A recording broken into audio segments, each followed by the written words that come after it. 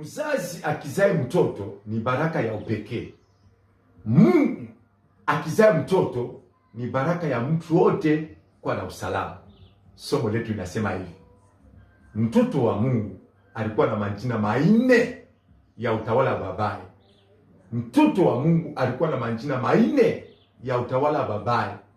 Jina ya kwanza anaitwa Nisili, yaani akichukue mtu mpaka akamtafunya aminie neno la Bwana. Yesu alikuwa na jina ya pili, anaitwa sema ni Ndiwa, kusema Roho Mtakatifu itaingia kwa ule mtu hata mwamini.